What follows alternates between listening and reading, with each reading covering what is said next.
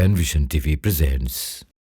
তানজিদ নামে এক বোন যশোর থেকে জানতে চেয়েছেন যে মেয়েরা বাবার বাড়ি গেলে তিনি কি সেখানে স্বাভাবিক সালাত আদায় করবেন নাকি কসর করবেন যদি সেটা সফরের দূরত্বে হয়? বুঝতে পারছি, সফরকালীন সময়ে তো ডেফিনেটলি তিনি কসর করতে পারবেন, বাট বাবার বাড়িতে পৌঁছে গেলে তিনি কি কসর করবেন নাকি কি বলে যে স্বাভাবিক সালাত আদায় করবেন?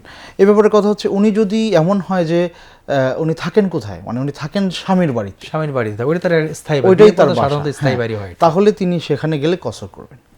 বাবার বাড়িতে এখন আর নিজের বাড়ির মতো না। হ্যাঁ, উনি যেখানে ওনার যেটা রেসিডেন্স, উনি যেখানে থাকেন ওইটা ছাড়া অন্য সকল বাড়ি ওনার জন্য মানে উনি মুসাফেরা ওইখানে, সুতরাং সেখানে তিনি কসর করতে পারেন, আশা করা যায়।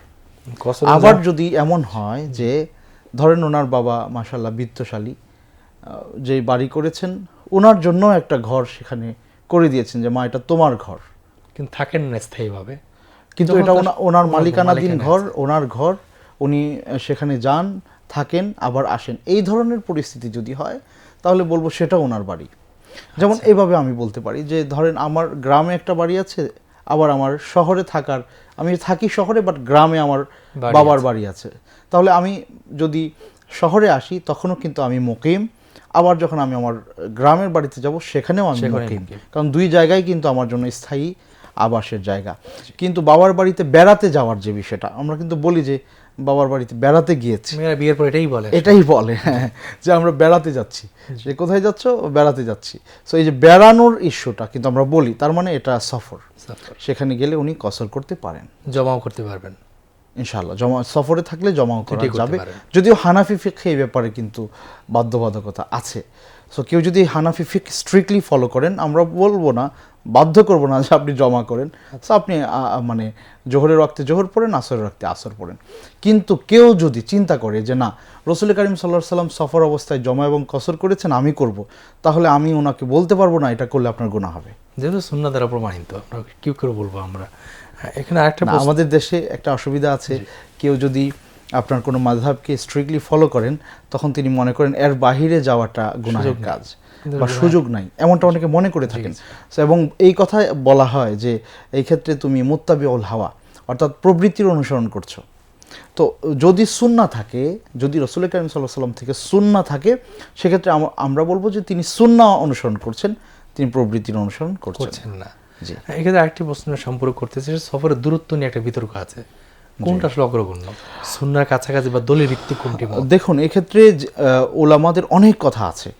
এর মধ্যে আবু হানিফা রাহিমাহুল্লাহ ওনার যে বক্তব্য যে 48 মাইল বা যত কিলোমিটার হয়, তবে রাসূল করিম সাল্লাল্লাহু আলাইহি ওয়াসাল্লাম আরও কম দূরত্বেও সফর করেছেন এবং সেখানে কসরও করেছেন।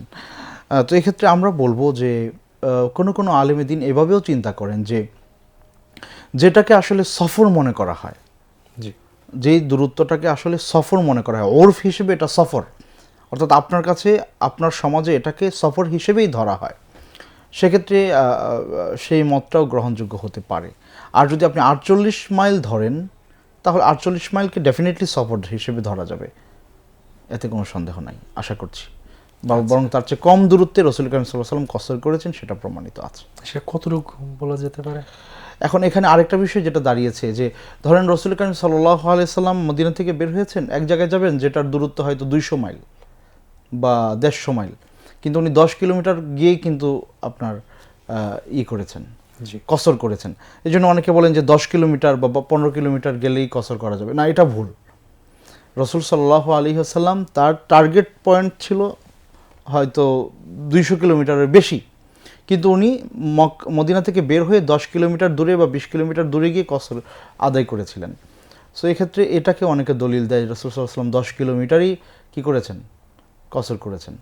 তো এই জন্য আমরা স্পেসিফিক করে বলতে পারছি না যে মানে কত কিলোমিটার। সেক্ষেত্রে আবু হানিফা রাহিমাহুল্লাহর যে বক্তব্য 48 মাইল, সেটা সেফ জোন হিসেবে আমরা গ্রহণ করতে পারি। জি, বরং সাহাবায়ে কেরামের মধ্য থেকে অনেকের আমল তার চেয়ে কম দূরত্বে গিয়েও তারা কসর আদায় করেছেন।